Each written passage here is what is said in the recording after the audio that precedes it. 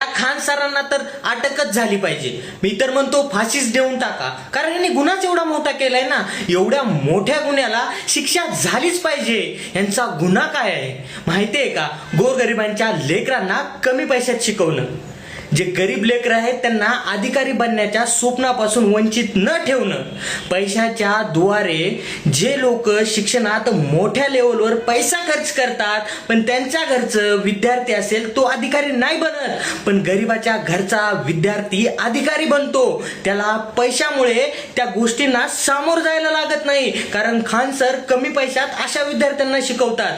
कित्येक वर्ष झालं खान सर हे काम खूप चांगल्या पद्धतीने करत आहेत. परंतु त्यानंतर खान सर बाबतीत सगळ्यात मोठी अपडेट समोर आली आहे. एकीकडे त्यांनी हल्ला केला म्हणून त्यांच्यावरती गुन्हाही दाखल करण्यात आलाय, परंतु केस काही असू द्या त्यामागे स्ट्रॅटर्जी असेल असंही सांगितलं जातंय. कारण हे जर खान सरचं ट्युशन बंद पडलं तर बाकीचे लोक जे आहेत ते फीस वाढवणार, लाख लाख रुपयांनी फीस वाढवणार आणि त्यानंतर न तिथे ते टीचिंग देणार. यामुळे बाकीच्यांचा फायदा होणार असं देखील म्हणलं जातंय. अखेर खान सर याच्यावर जे आहे ते FIR दाखल झाली आहे.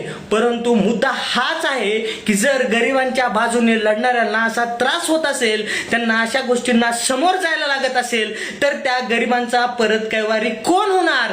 त्या जे विद्यार्थी गरिबीतून शिकतात, गरिबीतून ज्यांच्याकडे पैसे भरायला फीस नसते, जे विद्यार्थी आपल्या काहीतरी स्वप्न बाळगतात, समोर जाण्याचा विचार करतात, त्या लोकांची मदत पुन्हा कोण करणार? प्रश्न हाच उद्भवतो. खान सर चुकीचे आहेत की बरोबर हे माहित नाहीये, पण खान सरांना ह्या टाइममध्ये सपोर्ट करणं ही आपली जिम्मेदारी आहे. मित्रांनो, याबद्दल तुमचं काय मत आहे मला जरूर कमेंटमध्ये सांगा. व्हिडिओ आवडला असेल तर फॉलो करायला विसरू नका.